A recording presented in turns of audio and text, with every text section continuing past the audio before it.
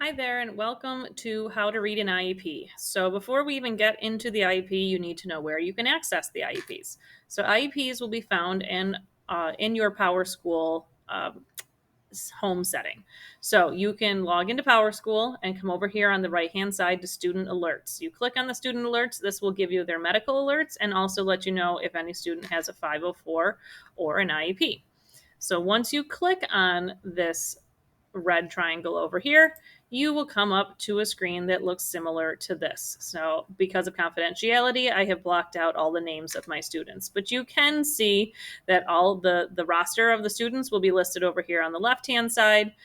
Any guardian notifications you need to be aware of over here. And then on the right hand side, you have the medical alerts you need to be aware of. And then all the way over on the far right, we'll have this little icon if your student has a 504 or an IEP. Now, I do have to tell you there are some glitches in Power School because sometimes you will actually not see the icon over here. But once you click on one of the students that have an IEP, you will come to this next screen and then the actual IEP will be populated.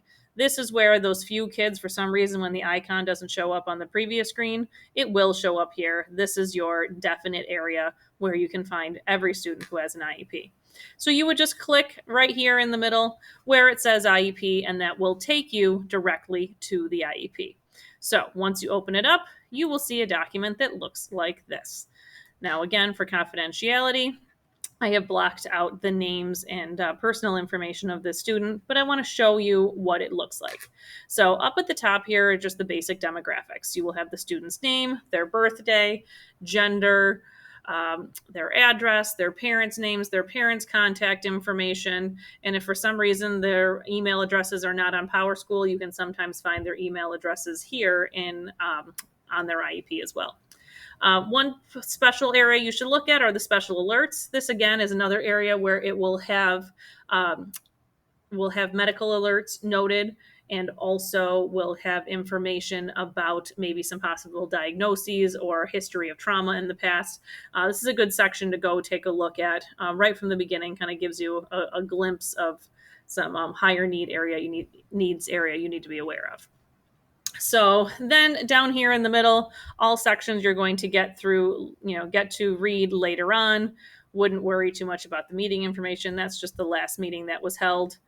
And then the first major section of the IEP is here with the present levels of performance. So in the present levels of performance, you will see any testing that the child has. So when you are reviewing this, you kind of have to have the context of what do these test scores mean.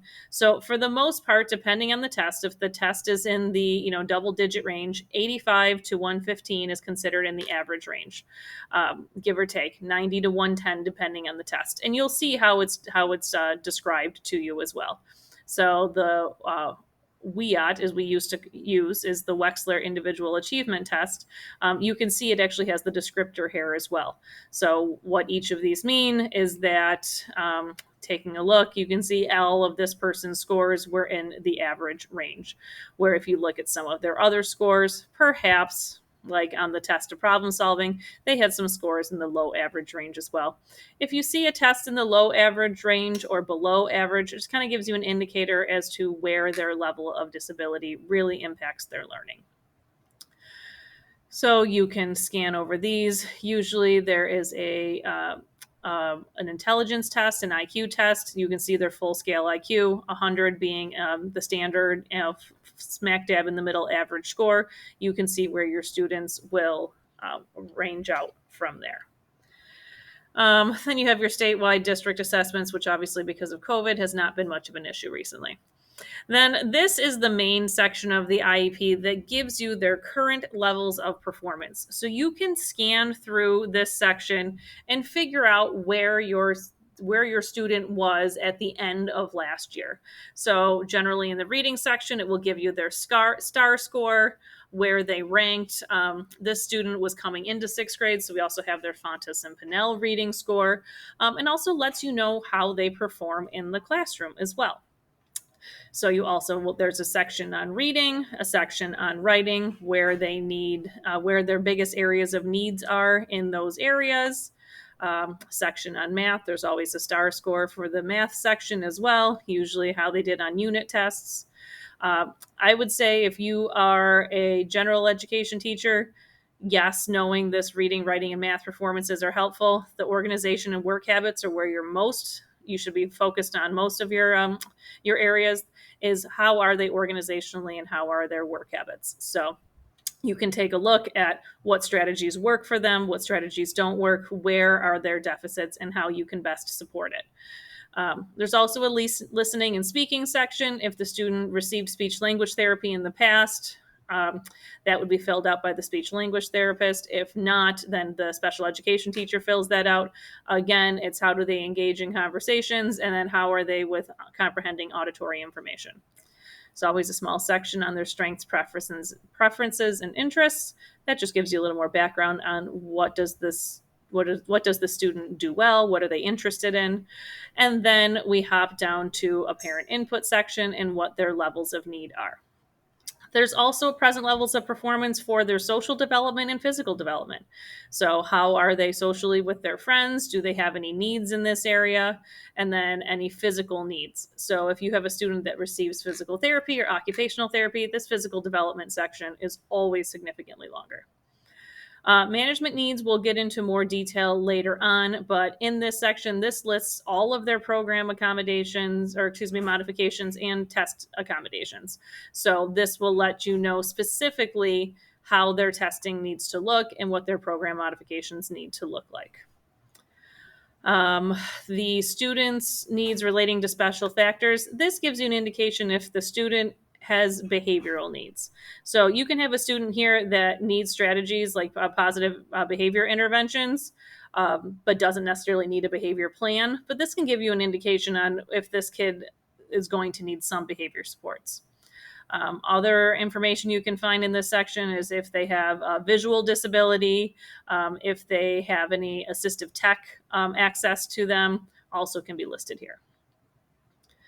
The measurable annual goals. This is what the special education teachers need to focus on. These are their goals that they have for the entire school year, what we hope that they can achieve after the interventions that we have been providing. So in this case, we have a reading comprehension goal, a writing paragraphs goal, and a mathematics goal with following the sequence of steps. So I would say in your classes, if there's any way you can support any of these skills, reading comprehension, writing paragraphs, and math sequencing steps, only going to help the students in all areas of their work. There's criteria that we have to follow, how they're going to be measured, and then how often we're going to measure their goals. So we continue on in this section here. Their programming, it's specifically what special education services that they will be receiving. So in this case, this child is receiving integrated co-teaching services for science and social studies, and then our 15-to-1 self-contained special classes for language arts, reading, and math. If you look at the continuum of services, consultant teacher services being the least level of service, then integrated co-teaching, special class 15-to-1, then we have our special class 15-to-1-to-1, and then moving down from there to more restrictive. For a general education teacher, these are the sections you need to be most aware of, and these are the accommodations and modifications that you will be responsible for implementing. So in this case, the Academic Study Center, that's taken care of by the special education teacher. You have refocusing and redirection, very common for our students that struggle with focus. And then it's nice in this section here is specifically what strategies work best when redirecting that student to help them gain focus back on the task. And then special seating arrangements is also pretty common, depending on if it's a focus issue or even just like in this student also refuses to wear their glasses on a consistent basis. So having that available to them as well. Assistive tech, if your student has access to a word processor for written assignments or for certain tests, or has availability for text to speech, meaning listening to tests, or speech to text, meaning that they will voice type, all will be listed in this area as well. And then the last section you need to be aware of is the test accommodation section. That's if you are giving a test in your class, what accommodations need to be covered here. So that in a nutshell is the IEP. There's other information here, but for what you need, those are the areas you should really focus on, especially the test accommodations and program modifications. That's going to be the areas where parents will call and say, well, did you know that my son or daughter has X, Y, and Z on their IEP? We really need to make sure that those are being implemented. If you have questions about how to implement any sort of program modification or test accommodation, please reach out to the special education case manager. Thanks.